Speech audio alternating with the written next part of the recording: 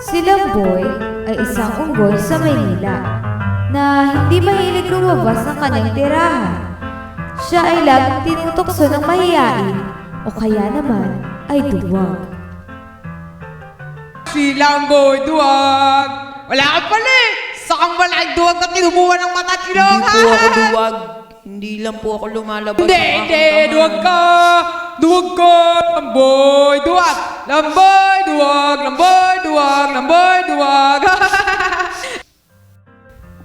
Ngunit sa kabila ng lahat ng panunokso kay Lamboy, ay hindi siya kailanman nanakit ng iba.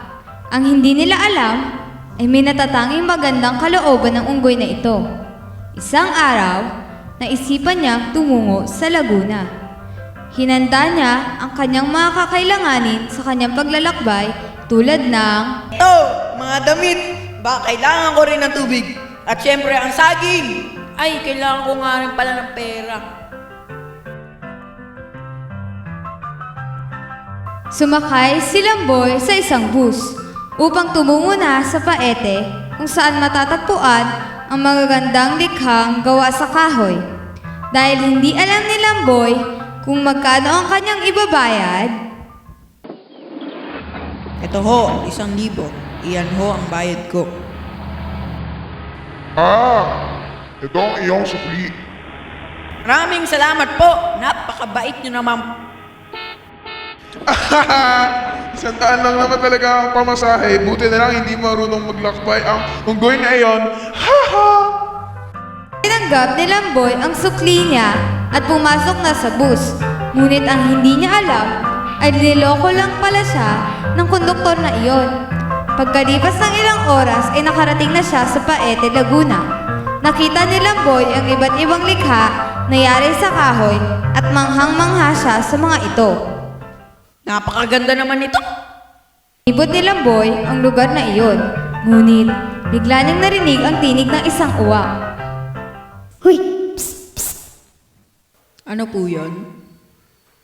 Ari ko bang hingi ng iyong mga damit? Lalamig kasi dito sa aming lugar sa susunod na linggo eh.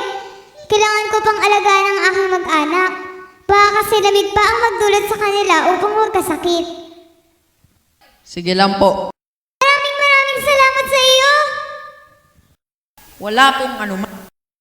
Umalis na ang munding unggoy at tumuloy na sa kanyang paglalakbay. Dahil malapit lang sa kanyang pinaroroonan ng kanyang sunod na pupuntahan, naisip niyang lumakad na lang. Biruin mo, nakarating ako dito sa Lumban. Tuwang-tuwa ang unggoy na ito sa kanyang mga nakita. Ngunit, Naku, nagugutom na ako. Makakain nga muna. Pahingi naman yan.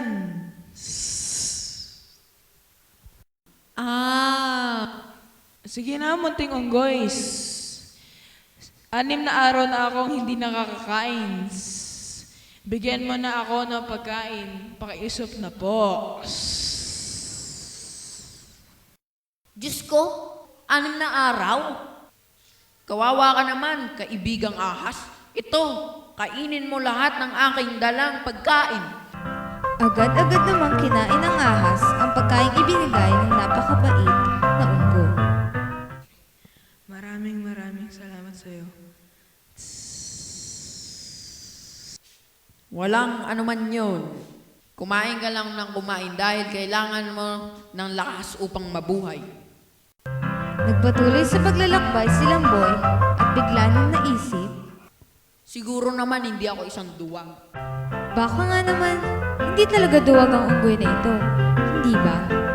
Nakarating rin si Lamboy sa Lumban kung saan sikat na sikat ang produksyon ng Barong Tagalog. Tuwang-tuwa si Lamboy sa kanyang nakita at nagpasya siya na pumasyal sa lugar na ito.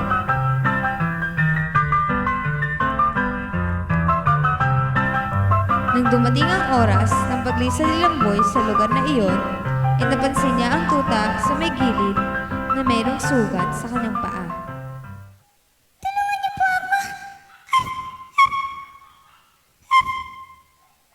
Nako! Nako! Sandali lang! Andyan na ako!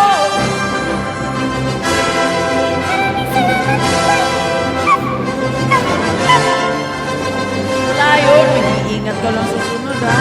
At ito na rin ang matitira. ulo na iyon. Pinainom ni Lamboy ang kawawang pruta ng tubig at ginamot na rin niya ang sugat nito sa paa. Tumuloy na sa paglalakad si Lamboy patungong Binyan, Laguna sa kanyang kapatid na isa ring unggoy. Oh, Lamboy, andito ka pala. Di mo man lang sinabi sa akin na ikaw ay bibisita. Kumusta ka naman, kapatid? Sabi ni Pukoy pagtapos ng buksan ang pinto upang salubungin si Lamboy. Buti naman po, kaso po doon sa aking tinitirhan sa Maynila, tinutokso nila ako ng duwag. Bakit naman? Kasi hindi po ako mahilig lumabas ng bahay. Eh di ba, hindi ka naman talaga duwag?